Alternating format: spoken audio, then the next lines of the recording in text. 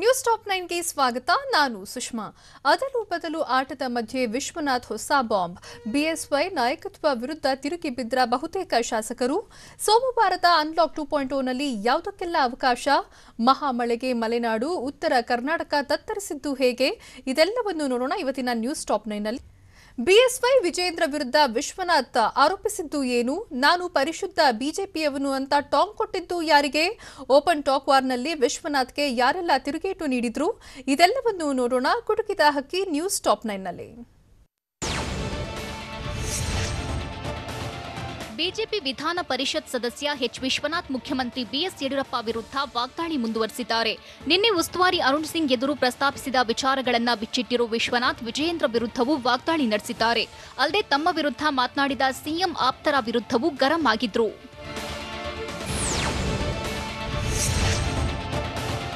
ಮುಖ್ಯಮಂತ್ರಿ ಬಿಎಸ್ ಯಡಿಯೂರಪ್ಪ ವಿರುದ್ಧ MLC H Vishwanath ಮತ್ತೆ ವಾಗ್ದಾಳಿ ನಡೆಸಿದ್ದಾರೆ. ಅರುಣ್ ಸಿಂಗ್ ಬಳಿ ಕುಟುಂಬ ರಾಜಕಾರಣ, ಭ್ರಷ್ಟಾಚಾರ ತಡೆಯಲು ಹೇಳಿದ್ದೇನೆ, ಏನು ನಡೆಯುತ್ತಿದೆ ಎಂಬುದನ್ನ ನೇರವಾಗಿ ಹೇಳಿದ್ದೇನೆ ಅಂತ ವಿಶ್ವನಾಥ್ ತಿಳಿಸಿದ್ರು. 75 ವರ್ಷ ಮೇಲ್ಪಟ್ಟವರಿಗೆ ಅಧಿಕಾರ ಬೇಡ ಎಂಬ ಸಿದ್ಧಾಂತಗಳನ್ನ ಪಾಲಿಸುವ ಬಗ್ಗೆ ಪ್ರಸ್ತಾಪಿಸಿದ್ದೇನೆ ಎಂದು ವಿಶ್ವನಾಥ್ ಹೇಳಿದ್ರು.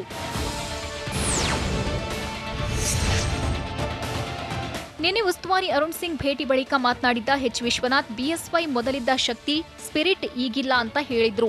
ಈ ವಿಚಾರ ಬಿಜೆಪಿಯಲ್ಲಿ ವಾಕ್ಸಮರಕ್ಕೆ ಕಾರಣವಾಗಿತ್ತು. ಎಂದು ಎಚ್ ವಿಶ್ವನಾಥ್ ಮತ್ತೆ ಅದೇ ವಿಚಾರ ಪ್ರಸ್ತಾಪಿಸಿದ್ದಾರೆ. ಯಡಿಯೂರಪ್ಪ ಅವರಿಗೆ ಮೊದಲಿದ್ದ ಶಕ್ತಿ ಈಗ ಇಲ್ಲ.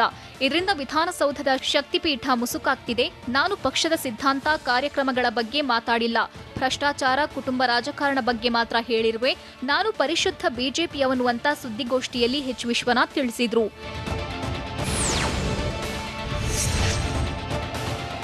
ಯಡಿಯೂರಪ್ಪ ವಿರುದ್ಧವಾಗಿ ನಿನ್ನೆ ವಿಶ್ವನಾಥ್ ಮಾತನಾಡ್ತಿದ್ದಂತೆ ಸಿಎಂ ಆಪ್ತ ಬಣ ಸಿಡಿದೆದ್ದಿತ್ತು. ಹೀಗಾಗಿ ಸಿಎಂ ಆಪ್ತರಿಗೆ ವಿಶ್ವನಾಥ್ ಟಾಂಗ್ ಕೊಟ್ಟಿದ್ದಾರೆ.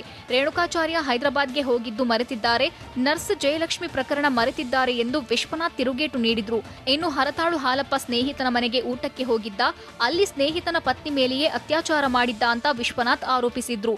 ಅಲ್ಲದೆ ನನ್ನಂತಹ ಅರೆಹುಚ್ಚನಿಂದ ನೀನು ಬಿಡಿಎ ಅಧ್ಯಕ್ಷನಾಗಿದ್ದೀಯಾ ಅಂತ ಎಸ್ಆರ್ ವಿಶ್ವನಾಥ್ ವಿರುದ್ಧ ವಾಗ್ದಾಳಿ ನಡೆಸಿದ್ದು. ವಸ್ತು ಪ್ರದರ್ಶನ ಕೇಂದ್ರದಲ್ಲಿ ಮಾಡಿದ್ದ ಕೇರ್ ಸೆಂಟರ್ 10,000 ಬೆಡ್ ಕೇರ್ ಸೆಂಟರ್ನಲ್ಲಿ ಎಷ್ಟು ಹೊಡೆದಿದ್ದೀಯಾ ಅಂತ ಪ್ರಶ್ನಿಸಿದ್ರು.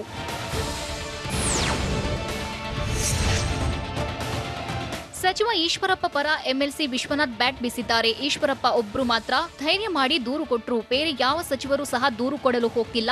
ನನ್ನ ಇಲಾಖೆಯ 1,400 ಕೋಟಿ ಹಣವನ್ನ ನನ್ನ ಸಹಿ ಇಲ್ಲದೆ ಹಣ ಬಿಡುಗಡೆ ಮಾಡಿದ್ದಾರೆ ಅಂತ ಯಡಿಯೂರಪ್ಪ ಪುತ್ರ ವಿಜೇಂದ್ರ ಹಸ್ತಕ್ಷೇಪದ ಬಗ್ಗೆ ಈಶ್ವರಪ್ಪ ದೂರು ನೀಡಿದ್ರು ಅಂತ ವಿಶ್ವನಾಥ್ ತಿಳಿಸಿದ್ರು. ರಾಜ್ಯದಲ್ಲಿ 3 ಪಕ್ಷಗಳು ಅಧಿಕಾರ ನಡೆಸುತ್ತಿದ್ದು, ಸಿದ್ದರಾಮಯ್ಯ, ಕುಮಾರಸ್ವಾಮಿ ಕಿಕ್ ಬ್ಯಾಕ್ ಪಡೆದು ಸುಮ್ಮನಾಗಿದ್ದಾರೆ ಎಂದು ವಿಶ್ವನಾಥ್ ಆರೋಪಿಸಿದ್ರು.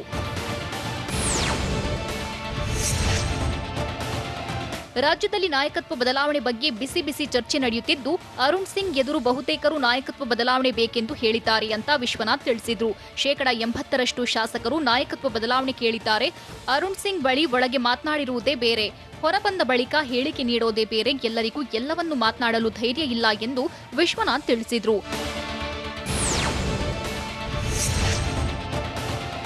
ಬಿಜೆಪಿ ನಾಯಕರ ನಡುವೆ ಓಪನ್ ಟಾಕ್ ವಾರ್ ಭುಗಿಲೆದ್ದಿದೆ. ಆ ವ್ಯಕ್ತಿಯ ನಾಲಗೆ ಸಂಸ್ಕೃತಿ ಬಗ್ಗೆ ಎಲ್ಲರಿಗೂ ಗೊತ್ತಿದೆ ಅಂತ ಎಚ್ ವಿಶ್ವನಾಥ್ ವಿರುದ್ಧ ರೇಣುಕಾಚಾರ್ಯ ರೊಚ್ಚಿಗೆದ್ದಿದ್ದಾರೆ.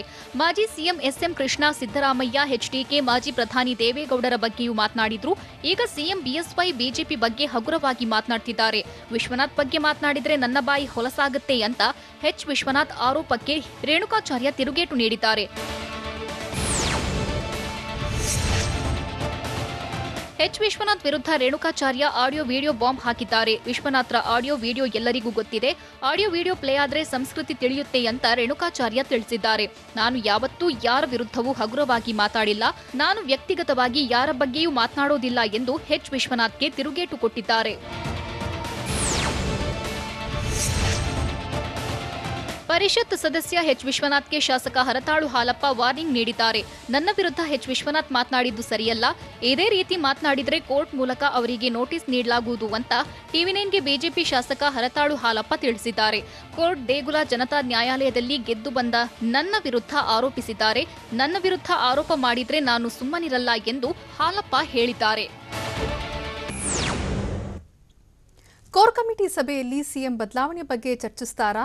ರಾಜ್ಯ ಬಿಜೆಪಿಯಲ್ಲಿನ ಭಿನ್ನರು, ಬಿಎಸ್ವೈ ಆಪ್ತರ ಫೈನಲ್ ಫೈಟ್ ಹೇಗಿದೆ? ಉಸ್ತುವಾರಿ ಬಂದರೂ ಬಗೆಹರಿತಿಲ್ವಾ ಬದಲಾವಣೆಯ ಗೊಂದಲ? ಇದೆಲ್ಲವನ್ನು ನೋಡೋಣ ಅದಲು ಬದಲು ಆಟ ನ್ಯೂಸ್ ಟಾಪ್ 9ನಲ್ಲಿ. 3 ದಿನಗಳ ರಾಜ್ಯ ಪ್ರವಾಸ ಕೈಗೊಂಡಿರೋ ರಾಜ್ಯ ಬಿಜೆಪಿ ಉಸ್ತುವಾರಿ ಅರುಣ್ ಸಿಂಗ್ ಅಂತಿಮ ದಿನವಾದ ಇಂದು ಸಭೆ ನಡೆಸಿದ್ರು. ಮಲ್ಲೇಶ್ವರಂನ ಬಿಜೆಪಿ ಕಚೇರಿಯಲ್ಲಿ ಮಹತ್ವದ ಸಭೆ ನಡೆಸಲಾಯಿತು. ಬಿಜೆಪಿ ರಾಜ್ಯಾಧ್ಯಕ್ಷ ನಳಿನ್ ಕುಮಾರ್ ಕಟೀಲು, ರಾಜ್ಯ ಪ್ರಧಾನ ಕಾರ್ಯದರ್ಶಿಗಳು ಮತ್ತು ಮೋರ್ಚಾಗಳ ಅಧ್ಯಕ್ಷರು ಸಭೆಯಲ್ಲಿ ಭಾಗಿಯಾಗಿದ್ರು. ಬಿಜೆಪಿ ಬಣ ರಾಜಕೀಯ ಕ್ಲೈಮ್ಯಾಕ್ಸ್ ಹಂತಕ್ಕೆ ತಲುಪಿದ್ದು, ಇಂದು ರಾಜ್ಯ ಬಿಜೆಪಿ ಕೋರ್ ಕಮಿಟಿ ಸಭೆ ನಡೆಯಲಿದೆ. ಸಂಜೆ 4 ಗಂಟೆಗೆ ಬಿಜೆಪಿ ರಾಜ್ಯ ಉಸ್ತುವಾರಿ ಅರುಣ್ ಸಿಂಗ್ ನೇತೃತ್ವದಲ್ಲಿ ಬಿಜೆಪಿ ಕೋರ್ ಕಮಿಟಿ ಮೀಟಿಂಗ್ ನಡೆಯಲಿದೆ. ಸಿಎಂ ಯಡಿಯೂರಪ್ಪ, ರಾಜ್ಯಾಧ್ಯಕ್ಷ ಕಟೀಲು, ಕೇಂದ್ರ ಸಚಿವರಾದ ಪ್ರಹ್ಲಾದ್ ಜೋಶಿ, ಸದಾನಂದ ಗೌಡ, ಡಿಸಿಎಂಗಳಾದ ಕಾರಜೋಳ, ಅಶ್ವಥ್ ನಾರಾಯಣ್, ಸವದಿ, ಸಚಿವರಾದ ಶೆಟ್ಟರ್, ಈಶ್ವರಪ್ಪ, ಅಶೋಕ್, ಶ್ರೀರಾಮುಲು, ರಾಜ್ಯ ಪ್ರಧಾನ ಕಾರ್ಯದರ್ಶಿ ಅರುಣ್ ಕುಮಾರ್ ಭಾಗಿಯಾಗಲಿದ್ದಾರೆ. ಸಿಎಂ ಬದಲಾವಣೆ ಅಸಮಾಧಾನದ ಬಗ್ಗೆ ಚರ್ಚೆ ನಡೆಯುವ ಸಾಧ್ಯತೆ ಇದ್ದು, ಕೋರ್ ಕಮಿಟಿ ಸಭೆ ಬಳಿಕ ದೆಹಲಿಯತ್ತ ಅರುಣ್ ಸಿಂಗ್ ಪ್ರಯಾಣ ಬೆಳೆಸಲಿದ್ದಾರೆ.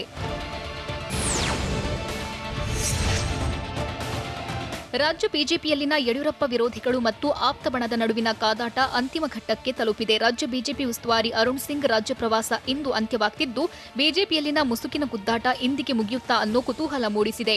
ಹೈಕಮಾಂಡ್ ಸಂದೇಶವನ್ನ ಬಿಜೆಪಿಯಲ್ಲಿನ ಬಣಗಳಿಗೆ ಅರುಣ್ ಸಿಂಗ್ ಪರಿಣಾಮಕಾರಿಯಾಗಿ ಮುಟ್ಟಿಸಿದಂತೆ ಕಾಣ್ತಿದೆ. ಬಿಜೆಪಿಯಲ್ಲಿ ನಾಯಕತ್ವ ಬದಲಾವಣೆ ಗೊಂದಲ ಇನ್ನೂ ಬಗೆಹರಿದಿಲ್ಲ. ಶಾಸಕರ ಜೊತೆಗೆ ರಾಜ್ಯ ಬಿಜೆಪಿ ಉಸ್ತುವಾರಿ ಅರುಣ್ ಸಿಂಗ್ ಚರ್ಚಿಸಿದ್ರು, ಕಿಚ್ಚು ಮಾತ್ರ ಇನ್ನೂ ಆರಿಲ್ಲ. ಎಚ್ ವಿಶ್ವನಾಥ್, ರೇಣುಕಾಚಾರ್ಯ, ಎಸ್ಆರ್ ವಿಶ್ವನಾಥ್, ಶಾಸಕ ಅರವಿಂದ್ ಬೆಲ್ಲದ್ ಹೇಳಿಕೆಗಳಿಂದ ಮತ್ತೆ ಗೊಂದಲ ಸೃಷ್ಟಿಯಾಗಿದೆ. ಅರುಣ್ ಸಿಂಗ್ ಭೇಟಿ ಬಳಿಕ ಹಲವರು ಬಹಿರಂಗ ಹೇಳಿಕೆ ನೀಡಿದ್ದು, ಇದರಿಂದ ಗೊಂದಲ ಮುಂದುವರೆದಿದೆ. ಬಹಿರಂಗ ಹೇಳಿಕೆಗಳಿಂದ ರಾಜ್ಯ ಬಿಜೆಪಿ ಪಾಳಯದಲ್ಲಿ ಮತ್ತೆ ಗೊಂದಲ ಮುಂದುವರೆದಿದೆ. ಬಹಿರಂಗ ಹೇಳಿಕೆ ನೀಡದಂತೆ ಸೂಚಿಸಿದ್ರು ಡೋಂಟ್ ಕೇರ್ ಎಂತಿದ್ದು, ಅರುಣ್ ಸಿಂಗ್ ಸೂಚನೆಗೆ ಕೆಲ ನಾಯಕರು ಕಿಮ್ಮತ್ತು ಕೊಟ್ಟಿಲ್ಲ. ಹಳ್ಳಿ ಹಕ್ಕಿ ಹಚ್ಚಿದ ಬೆಂಕಿಗೆ ಸಿಎಂ ಆಪ್ತ ಬಣ ತುಪ್ಪ ಸುರಿದಿದೆ. ಹೀಗಾಗಿ ಅರುಣ್ ಸಿಂಗ್ ವಾಪಸ್ಸಾದರೂ ಗೊಂದಲ ಮುಂದುವರಿಯುವ ಸಾಧ್ಯತೆ ಇದ್ದು, ರಾಜ್ಯ ಬಿಜೆಪಿಗೆ ಮತ್ತಷ್ಟು ದಿನ ಇದೇ ಗೊಂದಲ ಮುಂದುವರಿಯುವ ಆತಂಕ ಕಾಡ್ತಿದೆ. ಭಿನ್ನರು ಹಾಗೂ ಆಪ್ತ ಬಣ ಕೊನೆ ಕ್ಷಣದ ತಂತ್ರಗಾರಿಕೆ ನಡೆಸುತ್ತಿದ್ದು, ಸಮರ ಸಾರಿರೋ ವಿರೋಧಿ ಬಣ ಫೈನಲ್ ಕಸರತ್ತು ಮಾಡ್ತಿದೆ. ಆದರೆ ಅರುಣ್ ಸಿಂಗ್ ಜೊತೆ ಇಂದು ಶಾಸಕರ ಮೀಟಿಂಗ್ ನಿಗದಿಯಾಗಿಲ್ಲ. ಕೇವಲ ಪಕ್ಷ ಸಂಘಟನೆಗೆ ಮಾತ್ರ ಸಭೆಯನ್ನ ನಡೆಸುತ್ತಿದ್ದಾರೆ. ಸಭೆ ಹೊರತುಪಡಿಸಿ ಒಂದಷ್ಟು ತಂತ್ರಗಾರಿಕೆ ನಡೆಯಬಹುದು. ಅಲ್ಲದೆ ವಿರೋಧಿ ಬಣ, ಸಿಎಂ ಆಪ್ತ ಶಾಸಕರು ನಿನ್ನೆ ನಡೆದ ಬೆಳವಣಿಗೆಗಳ ಬಗ್ಗೆ ಚರ್ಚೆ ನಡೆಸುವ ಸಾಧ್ಯತೆ ಇದೆ. ನಾಯಕತ್ವ ಬದಲಾವಣೆ ಬಗ್ಗೆ ಸಿಎಂ ಆಪ್ತ ಬಣ ಹಾಗೂ ವಿರೋಧಿ ಬಣದ ನಡುವೆ ಯುದ್ಧ ನಡೆಯುತ್ತಿದೆ. ಆದರೆ ಅರುಣ್ ಸಿಂಗ್ ಭೇಟಿ ಬಳಿಕ ಯಾವ ಬಣ ಮೇಲುಗೈ ಸಾಧಿಸಿದೆ? ಉಸ್ತುವಾರಿಯ 3 ದಿನಗಳ ಪ್ರವಾಸದಲ್ಲಿ ಯಾವ ಬಣಕ್ಕೆ ಸೋಲುಂಟಾಗಿದೆ? ಅರುಣ್ ಸಿಂಗ್ ಭೇಟಿಯಿಂದ ಬಿಎಸ್ವೈ ಕೈ ಮೇಲಾಗುತ್ತಾ ಅನ್ನೋ ಪ್ರಶ್ನೆ ಉದ್ಭವಿಸಿತ್ತು. ಈ ಬಗ್ಗೆ ಟಿವಿ9ಗೆ ಯಾರ ಕೈ ಮೇಲು ಅನ್ನೋ ಇನ್ಸೈಡ್ ಮಾಹಿತಿ ಸಿಕ್ಕಿದ್ದು, ಬಹುತೇಕ ಶಾಸಕರು ಬಿಎಸ್ವೈ ನಾಯಕತ್ವ ಮುಂದುವರಿಕೆಗೆ ಒಲವು ತೋರಿದ್ದಾರೆ. ಅರುಣ್ ಸಿಂಗ್ ಪ್ರವಾಸದಿಂದಾಗಿ ಒಂದು ಹಂತದಲ್ಲಿ ಮುಖ್ಯಮಂತ್ರಿ ಬಿಎಸ್ ಯಡಿಯೂರಪ್ಪರ ಕೈ ಮೇಲಾಗಿದೆ. ಉಸ್ತುವಾರಿ ಭೇಟಿಯಾದ 52 ಶಾಸಕರ ಪೈಕಿ ಬಹುತೇಕರು ಬಿಎಸ್ವೈ ಪರ ಬ್ಯಾಟಿಂಗ್ ಮಾಡಿದ್ದಾರೆ. ಬಿಎಸ್ವೈ ನಾಯಕತ್ವದ ಪರ 36 ಶಾಸಕರು ಅಭಿಪ್ರಾಯ ವ್ಯಕ್ತಪಡಿಸಿದ್ದು, 14 ಮಂದಿ ಶಾಸಕರು ನಾಯಕತ್ವದ ಬಗ್ಗೆ ತಟಸ್ಥರಾಗಿದ್ದಾರೆ. ಕೇವಲ 2 ಶಾಸಕರಿಂದ ಮಾತ್ರ ಬಿಎಸ್ವೈ ವಿರುದ್ಧ ಅಭಿಪ್ರಾಯ ವ್ಯಕ್ತಪಡಿಸಲಾಗಿದೆ. ಸಿಎಂ ವಿರೋಧಿ ಗುಂಪಿನ ಪ್ರಮುಖರಾಗಿರೋ ಅರವಿಂದ್ ಬೆಲ್ಲದ್ ಮತ್ತು ಯತ್ನಾಳ್ ಜೊತೆ ಅರುಣ್ ಚರ್ಚಿಸಿಲ್ಲ. ಜೊತೆಗೆ ಸಿಪಿ ಯೋಗೇಶ್ವರ್ ಮಾತ್ರ ತಮ್ಮ ವೈಯಕ್ತಿಕ ಸಮಸ್ಯೆಗಳನ್ನ ಹೇಳಿಕೊಂಡಿದ್ದಾರೆ. ಹೀಗಾಗಿ ಬಹುತೇಕ ಬಿಎಸ್ವೈ ಕೈ ಮೇಲಾಗಿದೆ ಎಂದು ಹೇಳಲಾಗ್ತಿದೆ.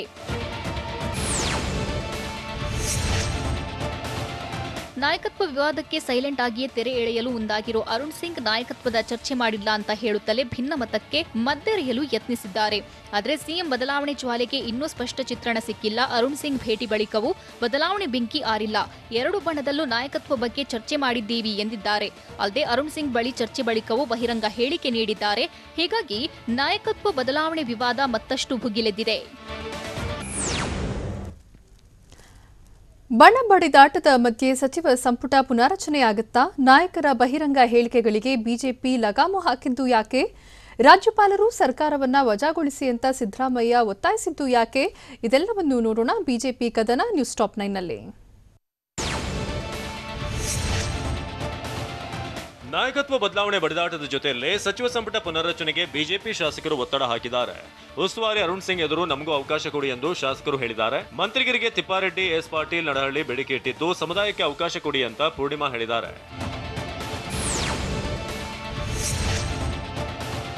ಬಡ ಬಡಿದಾಟದ ಮಧ್ಯೆ ಸಚಿವರ ವಿಚಾರದಲ್ಲಿ ಹಲವು ಶಾಸಕರಲ್ಲಿ ಆಕ್ಷೇಪಗಳಿವೆ.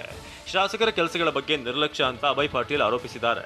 ರಾಜ್ಯ ಬಿಜೆಪಿ ಉಸ್ತುವಾರಿ ಅರುಣ್ ಸಿಂಗ್ ಸಚಿವರಿಂದ ಅವರವರ ಇಲಾಖೆಯ ವರದಿ ಸಂಗ್ರಹ ಮಾಡಿದ್ದು, ಶಾಸಕರ ಜೊತೆ ಚರ್ಚೆ ವೇಳೆಯೂ ಸಚಿವರ ಕಾರ್ಯವೈಖರಿಯ ಬಗ್ಗೆ ಅಭಿಪ್ರಾಯ ಸಂಗ್ರಹಿಸಿದ್ದಾರೆ. ಹೀಗಾಗಿ ಸಚಿವ ಸಂಪುಟ ಪುನರ್ರಚನೆ ಬಗ್ಗೆ ಸದ್ಯದಲ್ಲೇ ಬಿಜೆಪಿಯಲ್ಲಿ ಚಟುವಟಿಕೆ ಶುರುವಾಗುವ ಸಾಧ್ಯತೆ ಇದೆ.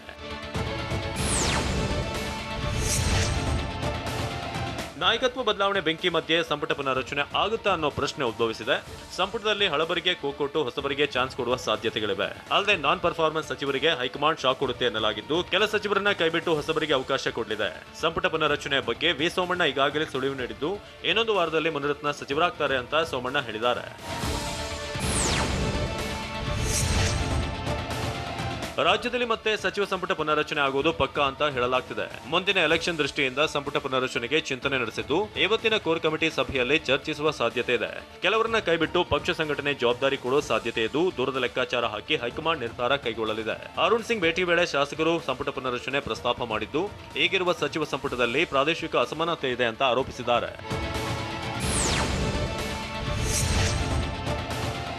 ನಾಯಕರ ಬಹಿರಂಗ ಹೇಳಿಕೆಯ ವಿರುದ್ಧ ಬಿಜೆಪಿ ಸಿಡಿದೆದ್ದಿದೆ. ನಾಯಕರ ಬೇಕಾಬಿಟ್ಟಿ ಹೇಳಿಕೆಗೆ ಕಮಲ ವರಿಷ್ಠರು ಲಗಾಮು ಹಾಕಿದ್ದು, ನಾಲಿಗೆ ಹರಿಬಿಡದಂತೆ ನಾಯಕರ ಬಾಯಿಗೆ ಬೀಗ ಹಾಕಿದ್ದಾರೆ. ಮುಖ್ಯಮಂತ್ರಿ ಬಿಎಸ್ ಯಡಿಯೂರಪ್ಪ ಪರ ವಿರೋಧ ಹೇಳಿಕೆ ನೀಡಬಾರದು ಅಂತ ರಾಜ್ಯದ ಎಲ್ಲ ಬಿಜೆಪಿ ಶಾಸಕರಿಗೆ ರಾಜ್ಯ ಬಿಜೆಪಿ ಕಚೇರಿಯಿಂದಲೇ ಮೌಖಿಕವಾಗಿ ಸೂಚನೆ ನೀಡಲಾಗಿದೆ. ಬಿಜೆಪಿ ಶಾಸಕ ಅರವಿಂದ್ರ ಫೋನ್ ಕದ್ದಾಲಿಕೆ ಆರೋಪ ಭಾರಿ ಸಂಚಲನ ಸೃಷ್ಟಿ ಮಾಡಿದೆ. ಈ ಬಗ್ಗೆ ಪ್ರತಿಕ್ರಿಯಿಸಿರುವಂತಹ ವಿಪಕ್ಷ ನಾಯಕ ಸಿದ್ದರಾಮಯ್ಯ ಫೋನ್ ಕದ್ದಾಲಿಕೆ ಬಗ್ಗೆ ಬೆಲ್ಲದ್ ಬಹಿರಂಗವಾಗಿ ಹೇಳಿದ್ದಾರೆ. ಈ ಬಗ್ಗೆ ಸೂಕ್ತವಾದ ತನಿಖೆ ಆಗಲಿ ಅಂತ ಆಗ್ರಹಿಸಿದ್ದಾರೆ. ಬೆಂಗಳೂರಿನಲ್ಲಿ ಮಾತನಾಡಿದ ಅವರು, ಬಿಜೆಪಿಯಲ್ಲಿ ಕುರ್ಚಿಗೆ ಕಚ್ಚಾಟ ನಡೀತಿದೆ, ಆಡಳಿತ ಕುಸಿದಿದೆ ಅಂತ ಹೇಳಿದ್ರು. ಆದ್ರೆ ಎಂಎಲ್ಸಿ ಎಚ್ ವಿಶ್ವನಾಥ್ ಬಗ್ಗೆ ಮಾತನಾಡಲು ನಿರಾಕರಿಸಿದ್ರು.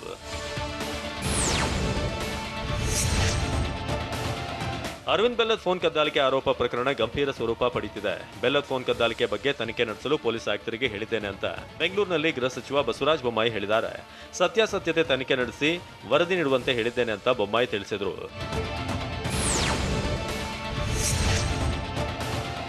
ರಾಜ್ಯ ಬಿಜೆಪಿ ಉಸ್ತುವಾರಿ ಅರುಣ್ ಸಿಂಗ್ 3 ದಿನಗಳ ಪ್ರವಾಸ ಮುಗಿಸಿ ಇಂದು ರಾತ್ರಿ ದೆಹಲಿಗೆ ವಾಪಸ್ ಆಗ್ತಾ ಇದ್ದು, ಜೂನ್ 25ಕ್ಕೆ ಮತ್ತೊಮ್ಮೆ ರಾಜ್ಯಕ್ಕೆ ಭೇಟಿ ನೀಡಲಿದ್ದಾರೆ. ಜೂನ್ 25ರಂದು ಬಿಜೆಪಿ ರಾಜ್ಯ ಪದಾಧಿಕಾರಿಗಳ ಸಭೆ, ಜೂನ್ 26ರಂದು ರಾಜ್ಯ ಕಾರ್ಯಕಾರಿಣಿ ವಿಶೇಷ ಸಭೆಯಲ್ಲಿ ಅರುಣ್ ಸಿಂಗ್ ಭಾಗಿಯಾಗಲಿದ್ದಾರೆ. ಬೆಂಗಳೂರಿನಲ್ಲಿ ಸಭೆಗಳು ನಡೆಯಲಿವೆ.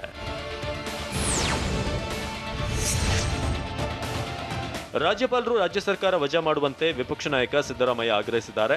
ರಾಜ್ಯ ಸರ್ಕಾರದಲ್ಲಿ ವ್ಯಾಪಕ ಭ್ರಷ್ಟಾಚಾರ ನಡೆಯುತ್ತಿದೆ. ಈ ಮಾತನ್ನ ರಾಜ್ಯ ಬಿಜೆಪಿ ನಾಯಕರೇ ಹೇಳುತ್ತಿದ್ದಾರೆ. ಅಲ್ಲದೆ ರಾಜ್ಯಾದ್ಯಂತ ಭ್ರಷ್ಟಾಚಾರದ ವಾಸನೆ ಹೊಡೆಯುತ್ತಿದೆ. ಹೀಗಾಗಿ ರಾಜ್ಯಪಾಲರು ಮಧ್ಯಪ್ರವೇಶಿಸಿ ನಿಷ್ಕ್ರಿಯ ರಾಜ್ಯ ಸರ್ಕಾರವನ್ನ ವಜಾಗೊಳಿಸುವಂತೆ ಮಾಜಿ ಸಿಎಂ ವಿಪಕ್ಷ ನಾಯಕ ಸಿದ್ದರಾಮಯ್ಯ ಒತ್ತಾಯಿಸಿದ್ದಾರೆ. ಜೂನ್ 21ರಿಂದ ಮತ್ತಷ್ಟು ಅನ್ಲಾಕ್ ಆಗುತ್ತಾ? ಯಾವ್ಯಾವ ವಲಯಕ್ಕೆ ಏನೆಲ್ಲ ರಿಲೀಫ್?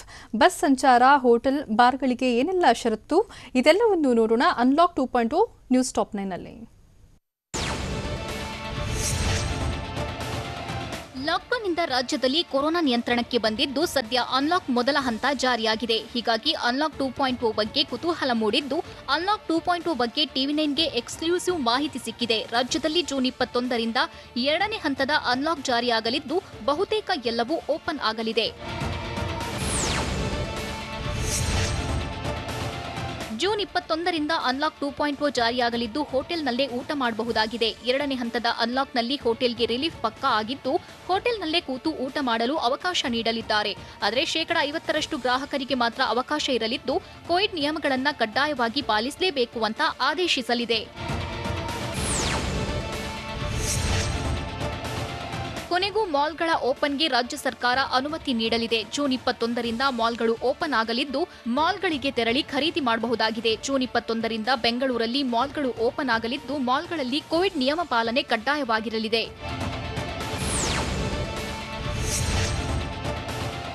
ಮುಂದಿನ ಸೋಮವಾರದಿಂದ ರಾಜ್ಯದಲ್ಲಿ 2ನೇ ಹಂತದ ಲಾಕ್ಡೌನ್ ಜಾರಿಯಾಗ್ತಿದ್ದು, ಹಲವು ವಲಯಗಳಿಗೆ ಸರ್ಕಾರ ರಿಲೀಫ್ ನೀಡಲಿದೆ.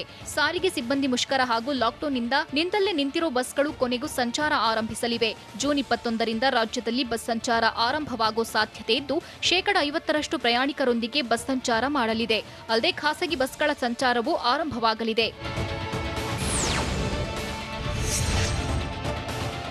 ಕೊನೆಗೂ ಚಿನ್ನದಂಗಡಿ ಬಾಗಿಲು ತೆರೆಯಲು ಮುಹೂರ್ತ ಕೂಡಿ ಬಂದಂತೆ ಕಾಣ್ತಿದೆ.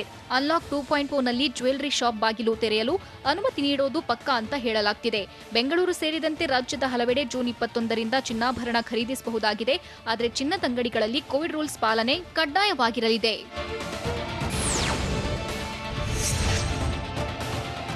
ರಾಜ್ಯದಲ್ಲಿ ಮೊದಲ ಹಂತದ ಅನ್ಲಾಕ್ ಜಾರಿಯಲ್ಲಿದ್ದು ಜೂನ್ 21ರಿಂದ ಅನ್ಲಾಕ್ 2.0 ಜಾರಿಗೆ ಬರಲಿದೆ. ಎರಡನೇ ಹಂತದ ಅನ್ಲಾಕ್ನಲ್ಲಿ ಬಟ್ಟೆ ಅಂಗಡಿ ತೆರೆಯಲು ಅವಕಾಶ ಸಿಗುವ ಸಾಧ್ಯತೆ ಇದೆ. ಆದರೆ ಬಟ್ಟೆ ಶಾಪ್ಗಳಲ್ಲಿ ಕೊರೋನಾ ನಿಯಮ ಪಾಲನೆ ಕಡ್ಡಾಯವಾಗಿರಲಿದ್ದು ಏಕಕಾಲಕ್ಕೆ ಭಾರೀ ಸಂಖ್ಯೆಯಲ್ಲಿ ಜನರನ್ನ ಒಳಬಿಡುವಂತಿಲ್ಲ. ದೈಹಿಕ ಅಂತರ, ಮಾಸ್ಕ್, ಸ್ಯಾನಿಟೈಸರ್ ಬಳಕೆ ಅನಿವಾರ್ಯವಾಗಿರಲಿದೆ.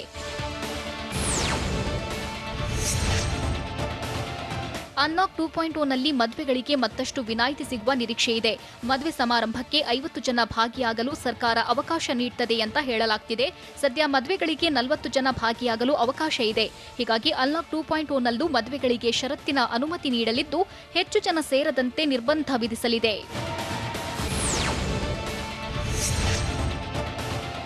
ಮದ್ಯದಂಗಡಿಗಳನ್ನ ಸದ್ಯ ಮಧ್ಯಾಹ್ನ 2 ಗಂಟೆಯವರೆಗೆ ತೆರೆಯಲು ಅವಕಾಶ ನೀಡಲಾಗಿದೆ. ಆದರೆ ಸೋಮವಾರದಿಂದ ಎರಡನೇ ಹಂತದ ಅನ್ಲಾಕ್ ಪ್ರಾರಂಭವಾಗ್ತಿದ್ದು ಅದರಲ್ಲಿ ಬಾರ್ನಲ್ಲಿ ಎಣ್ಣೆ ಹೊಡೆಯಂಗಿಲ್ಲ. ಜೂನ್ 21ರಿಂದ ಬಾರ್ನಲ್ಲಿ ಸಿಟ್ಟಿಂಗ್ ಇಲ್ಲ. ಸದ್ಯಕ್ಕೆ ಪಬ್ ಬಾರ್ ಓಪನ್ ಮಾಡದಿರಲು ಸರ್ಕಾರ ನಿರ್ಧಾರ ಮಾಡಿದ್ದು ಮೂರನೇ ಹಂತದ ಅನ್ಲಾಕ್ನಲ್ಲಿ ಬಾರ್ ಪಬ್ ಓಪನ್ಗೆ ಪ್ಲಾನ್ ಮಾಡಲಾಗಿದೆ.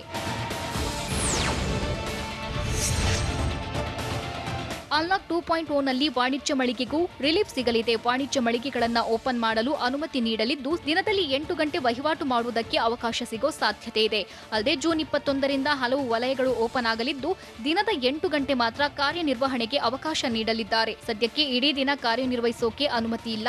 ಈ ಬಗ್ಗೆ ಮುಂದಿನ ದಿನಗಳಲ್ಲಿ ಸರ್ಕಾರ ಮಾಹಿತಿ ನೀಡಲಿದೆ. ಚಿಕ್ಕಮಗಳೂರಿನ ಮಲೆನಾಡು ಭಾಗದಲ್ಲಿ ವರುಣನ ಆರ್ಭಟ ಹೇಗಿದೆ? ಗುಡ್ಡದ ಮಣ್ಣು ಕುಸಿದು ರಾಜ್ಯ ಹೆದ್ದಾರಿಯಲ್ಲಿ ಸಂಚಾರಕ್ಕೆ ಸಮಸ್ಯೆಯಾಗಿದ್ದಾದ್ರೂ ಎಲ್ಲಿ? ನದಿ ರಭಸಕ್ಕೆ ಸೇತುವೆ ಮುಳುಗಡೆಯಾಗಿದ್ದು ಎಲ್ಲಿ? ಇದೆಲ್ಲವನ್ನೂ ನೋಡೋಣ ವರುಣಾರ್ಭಟ ನ್ಯೂಸ್ ಟಾಪ್ 9ನಲ್ಲಿ. ಚಿಕ್ಕಮಗಳೂರು ಜಿಲ್ಲೆಯ ಮಲೆನಾಡು ಭಾಗದಲ್ಲಿ ಮಳೆ ಆರ್ಭಟ ಮತ್ತೆ ಮುಂದುವರೆದಿದೆ. ಕಳೆದ 3-4 ದಿನಗಳಿಂದ ಸತತವಾಗಿ ಮಳೆ ಬೀಳುತ್ತಿದ್ದು ಜನಜೀವನ ಅಸ್ತವ್ಯಸ್ತವಾಗಿದೆ. ಅದರಲ್ಲೂ ಮೂಡಿಗೆರೆ, ಕಳಸಾ, ಕೊಪ್ಪ, ಶೃಂಗೇರಿ, ಎನ್ನಾರ್ಪುರ ತಾಲೂಕಿನಲ್ಲಿ ಬಿಟ್ಟು ಬಿಡದೆ ಭಾರೀ ಮಳೆ ಸುರಿಯುತ್ತಿದೆ. ಬಿರುಗಾಳಿ ಸಹಿತ ಭಾರೀ ವರ್ಷಧಾರೆಗೆ ಜನ ಕಂಗಾಲಾಗಿದ್ದಾರೆ.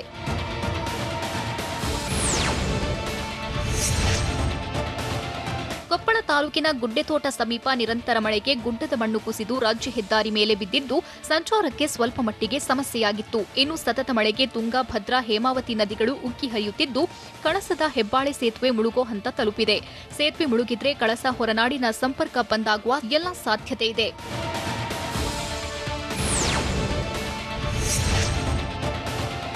ಮಹಾರಾಷ್ಟ್ರದ ಪಶ್ಚಿಮ ಘಟ್ಟದಲ್ಲಿ ಮಳೆ ಅಬ್ಬರ ಮುಂದುವರೆದಿದ್ದು ಬೆಳಗಾವಿಯಲ್ಲಿ ಕೃಷ್ಣಾ ನದಿ ನೀರಿನ ಹರಿವು ಹೆಚ್ಚಾಗಿದೆ. ಪ್ರವಾಹದ ಭೀತಿ ತಲೆದೋರಿದೆ. ಇನ್ನು ಭಾರೀ ಮಳೆಗೆ ಕೃಷ್ಣಾ ನದಿ ಉಕ್ಕಿ ಹರಿಯುತ್ತಿದ್ದು ಚಿಕ್ಕೋಡಿ ತಾಲೂಕಿನ ಕಲ್ಲೋಳದಲ್ಲಿ ದತ್ತ ಮಂದಿರವನ್ನ ನೀರು ಸುತ್ತುವರೆದಿದೆ. ಅಲ್ಲದೆ ನಿರಂತರ ಮಳೆಯಿಂದ ದೂದ್ಗಂಗಾ, ವೇದ್ಗಂಗಾ, ಹಿರಣ್ಯಕೇಶಿ ನದಿಯ ನೀರಿನ ಪ್ರಮಾಣದಲ್ಲಿ ಭಾರೀ ಏರಿಕೆಯಾಗಿದ್ದು ಚಿಕ್ಕೋಡಿ, ನಿಪ್ಪಾಣಿ, ಹುಕ್ಕೇರಿಯ 7 ಸೇತುವೆ ಜಲಾವೃತವಾಗಿವೆ.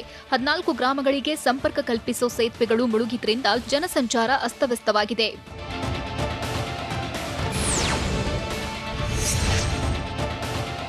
ಬಾಗಲಕೋಟೆ, ಬೆಳಗಾವಿ ಭಾಗದಲ್ಲಿ ನಿರಂತರವಾಗಿ ಮಳೆ ಸುರಿಯುತ್ತಿದ್ದು ಘಟಪ್ರಭಾ ನದಿಯಲ್ಲಿ ನೀರು ಹೆಚ್ಚಾಗಿದೆ. ನದಿಯಲ್ಲಿ ಒಳಹರಿವು ಹೆಚ್ಚಾಗಿದ್ದರಿಂದ ಮುಧೋಳ ತಾಲೂಕಿನ ಮಿರ್ಜಿ ಬಳಿಯ ಸೇತುವೆ ಜಲಾವೃತವಾಗಿದೆ. ಇದರಿಂದಾಗಿ ಮಿರ್ಜಿ ಮಹಾಲಿಂಗಪುರ ರಸ್ತೆ ಸಂಪರ್ಕ ಬಂದಾಗಿದ್ದು ಸಂಚಾರ ಸ್ಥಗಿತಗೊಂಡಿದೆ. ಸದ್ಯ ನದಿ ಬಳಿ ಪೊಲೀಸರು ಕಾವಲಿದ್ದು ಜನರನ್ನ ವಾಪಸ್ ಕಳಿಸಿದ್ದಾರೆ.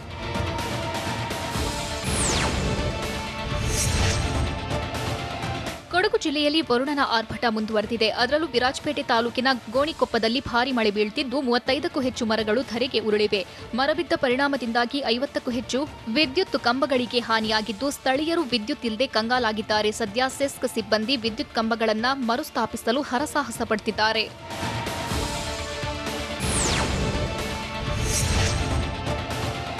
ಬಾಗಲಕೋಟೆ ಜಿಲ್ಲೆ ಮುಧೋಳ ತಾಲೂಕಿನ ಮಾಚಕನೂರಲ್ಲಿ ನಿರಂತರ ಮಳೆಗೆ ದೇಗುಲವೊಂದು ಮುಳುಗಿದೆ. ಗ್ರಾಮದ ಬಳಿಯ ಘಟಪ್ರಭಾ ನದಿಯಲ್ಲಿ ನೀರಿನ ಹರಿವು ಜಾಸ್ತಿಯಾಗಿದ್ದು ನದಿ ದಂಡೆ ಮೇಲಿರೋ ಹೊಳೆ ಬಸವೇಶ್ವರ ದೇವಸ್ಥಾನ ಜಲಾವೃತವಾಗಿದೆ.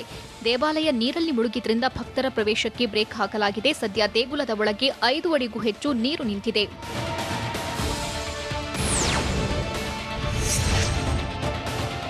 ಮಂಡ್ಯದ ಕೃಷ್ಣರಾಜಸಾಗರ ಜಲಾಶಯಕ್ಕೆ ಹರಿದು ಬರ್ತಿರೋ ನೀರಿನ ಪ್ರಮಾಣ ಹೆಚ್ಚಾಗಿದೆ. ಡ್ಯಾಂಗೆ 13,702 ಕ್ಯೂಸೆಕ್ ನೀರು ಹರಿದು ಬರ್ತಿದ್ದು 380 ಕ್ಯೂಸೆಕ್ ನೀರನ್ನ ಹೊರಗೆ ಬಿಡಲಾಗ್ತಿದೆ. ಡ್ಯಾಂನ ಇವತ್ತಿನ ನೀರಿನ ಮಟ್ಟ 85.80 ಅಡಿ ಇದೆ. ಕೆಎಸ್ಆರ್ ಜಲಾಶಯದ ಗರಿಷ್ಠ ಮಟ್ಟ 124.80 ಅಡಿ ಇದೆ.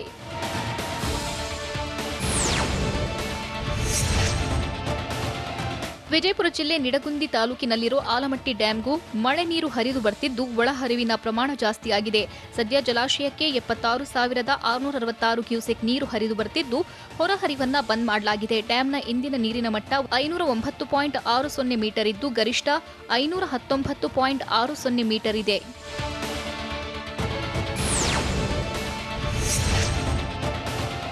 ಕೇರಳದ ವಯನಾಡಿನಲ್ಲಿ ಮಳೆ ಬಿಟ್ಟು ಬಿಡದೆ ಸುರಿಯುತ್ತಿದ್ದು ಮೈಸೂರು ಜಿಲ್ಲೆ ಎಚ್ಡಿಕೋಟೆ ತಾಲೂಕಿನ ಕಬಿನಿ ಜಲಾಶಯಕ್ಕೆ ನೀರು ಹೆಚ್ಚಿನ ಪ್ರಮಾಣದಲ್ಲಿ ಹರಿದು ಬರುತ್ತಿದೆ. ಜಲಾಶಯದ ನೀರಿನ ಒಳಹರಿವು 16,405 ಕ್ಯೂಸೆಕ್ ಇದ್ದು 700 ಕ್ಯೂಸೆಕ್ ನೀರನ್ನ ಹೊರಗೆ ಹರಿಸಲಾಗುತ್ತಿದೆ. ಜಲಾಶಯದ ಇಂದಿನ ನೀರಿನ ಮಟ್ಟ 71.83 ಇದ್ದು ಗರಿಷ್ಠ ಮಟ್ಟ 84 ಅಡಿ ಇದೆ. ತಕ್ಷಣ ವಿಧಾನಸಭಾ ಕಲಾಪ ಕರೆಯೋಕೆ ಕುಮಾರಸ್ವಾಮಿ ಒತ್ತಾಯ ಮಾಡಿದ್ದು ಯಾಕೆ? ತಂದೆಯನ್ನೇ ಪಾಪಿ ಪುತ್ರ ಹತ್ಯೆ ಮಾಡಿದ್ದು ಯಾಕೆ? ಖತರ್ನಾಕ್ ಕಳ್ಳರು ಗೋಡೆ ಕೊರೆದು ಮೊಬೈಲ್ಗಳಿಗೆ ಕನ್ನ ಹಾಕಿದ್ದು ಎಲ್ಲಿ? ಇದೆಲ್ಲವನ್ನು ನೋಡೋಣ ಕರ್ನಾಟಕ ನ್ಯೂಸ್ ಟಾಪ್ 9ನಲ್ಲಿ. ತಕ್ಷಣ ವಿಧಾನಸಭಾ ಕಲಾಪ ಕರೆಯಲು ಮಾಜಿ ಮುಖ್ಯಮಂತ್ರಿ ಎಚ್ಡಿ ಕುಮಾರಸ್ವಾಮಿ ಒತ್ತಾಯಿಸಿದ್ದಾರೆ. ಕೋಲಾರದಲ್ಲಿ ಮಾತನಾಡಿದ ಅವರು, ರಾಜ್ಯದಲ್ಲಿ ಜನರು ಕೊರೋನಾದಿಂದ ತತ್ತರಿಸಿದ್ದಾರೆ. ರಾಜ್ಯದ ಜನರ ಸಮಸ್ಯೆಗಳ ಬಗ್ಗೆ ಚರ್ಚೆಗೆ ಕಲಾಪ ಕರೆಯಿರಿ ಅಂತ ಸರ್ಕಾರಕ್ಕೆ ಒತ್ತಾಯಿಸಿದ್ದು, ರಾಜ್ಯ ಸರ್ಕಾರ ಲೂಟಿಕೋರರ ಸರ್ಕಾರವಾಗಿದೆ ಎಂದು ಕಿಡಿಕಾರಿದ್ರು.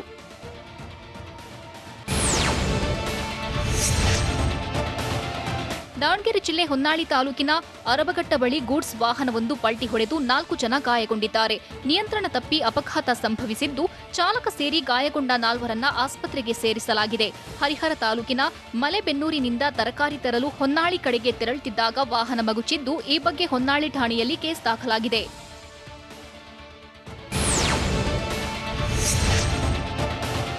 ಕೋಲಾರ ಜಿಲ್ಲೆಯ ಶ್ರೀನಿವಾಸಪುರ ಪಟ್ಟಣದಲ್ಲಿ ಮೊಬೈಲ್ ಶಾಪ್ಗೆ ದುಷ್ಕರ್ಮಿಗಳು ಕನ್ನ ಹಾಕಿದ್ದಾರೆ. ಪೋಸ್ಟ್ ಆಫೀಸ್ ರಸ್ತೆ ಬಳಿಯಿರೋ ವಿನಾಯಕ ಮೊಬೈಲ್ ಶಾಪ್ನ ಗೋಡೆ ಕೊರೆದು 2 ಲಕ್ಷ ಮೌಲ್ಯದ ಮೊಬೈಲ್ ದೋಚಿದ್ದಾರೆ. ಈ ಬಗ್ಗೆ ಶ್ರೀನಿವಾಸಪುರ ಪೊಲೀಸ್ ಠಾಣೆಯಲ್ಲಿ ಪ್ರಕರಣ ದಾಖಲಾಗಿದೆ.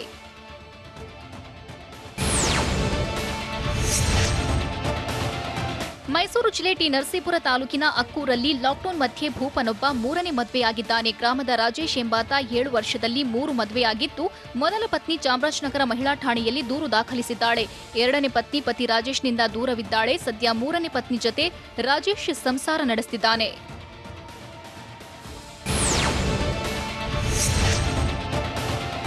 ಬಿತ್ತನೆ ಮಾಡಲು ಗುಣಮಟ್ಟದ ಶೇಂಗಾ ಬೀಜ ಸಿಗ್ತಿಲ್ಲ ಅಂತ ದಾವಣಗೆರೆ ಜಿಲ್ಲೆ ಜಗಳೂರು ತಾಲೂಕಿನ ರೈತರು ಬೇಸರ ಹೊರಹಾಕಿದ್ದಾರೆ. 1 ಕ್ವಿಂಟಾಲ್ ಬೀಜ ಖರೀದಿಸಿದ್ರೆ 60 ಕೆಜಿ ಮಾತ್ರ ಸರಿ ಇರುತ್ತೆ, ಉಳಿದ 40% ಶೇಂಗಾ ಬೀಜ ಜೊಳ್ಳಾಗಿರುತ್ತೆ ಅಂತ ಆರೋಪಿಸಿದ್ದಾರೆ. ಅಲ್ಲದೆ ಸರ್ಕಾರ ವಿತರಿಸೋ ಶೇಂಗಾ ಬೀಜ ಪ್ರತಿ ಕ್ವಿಂಟಾಲ್ಗೆ 6,600 ರೂಪಾಯಿ ದರವಿದೆ. ಆದರೆ ಖಾಸಗಿ ಮಾರುಕಟ್ಟೆಯಲ್ಲಿ 5,000 ಬೆಲೆ ಇದೆ. ಹೀಗಾಗಿ ತಕ್ಷಣ ವಿತರಿಸಲಾಗ್ತಿರೋ ಶೇಂಗಾ ಬೀಜ ನಿಲ್ಲಿಸಿ ಗುಣಮಟ್ಟದ ಬೀಜ ಪೂರೈಸಿ ಅಂತ ರೈತರು ಸರ್ಕಾರಕ್ಕೆ ಮನವಿ ಮಾಡಿದ್ದಾರೆ.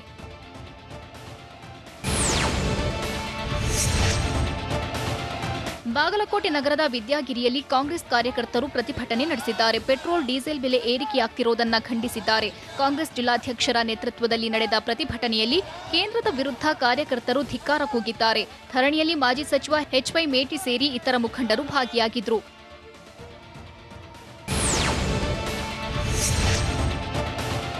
ಮಂಡ್ಯ ಜಿಲ್ಲೆ ಮಳವಳ್ಳಿ ತಾಲೂಕಿನ ನಂಜೇಗೌಡನದೊಡ್ಡಿಯಲ್ಲಿ ಕಾಡಾನೆಗಳು ತೆಂಗಿನ ಸಸಿಗಳನ್ನು ಹಾಳು ಮಾಡಿವೆ. ಗ್ರಾಮದ ರೈತ ಜಯಣ್ಣ ಅನ್ನೋರ ಜಮೀನಿಗೆ ದಾಂಗುಡಿಯಿಟ್ಟ ಆನೆಗಳು 20 ತೆಂಗಿನ ಸಸಿಗಳನ್ನು ನಾಶಗೊಳಿಸಿವೆ. ಹೀಗಾಗಿ ನೊಂದ ರೈತ ಜಯರಾಮ ಪರಿಹಾರ ನೀಡಿ ಅಂತ ಆಗ್ರಹಿಸಿದ್ದಾನೆ. ಆನೆಗಳ ಹಾವಳಿ ನಿಯಂತ್ರಿಸಬೇಕು ಅಂತ ಅರಣ್ಯ ಇಲಾಖೆಯನ್ನ ಒತ್ತಾಯಿಸಿದ್ದಾರೆ.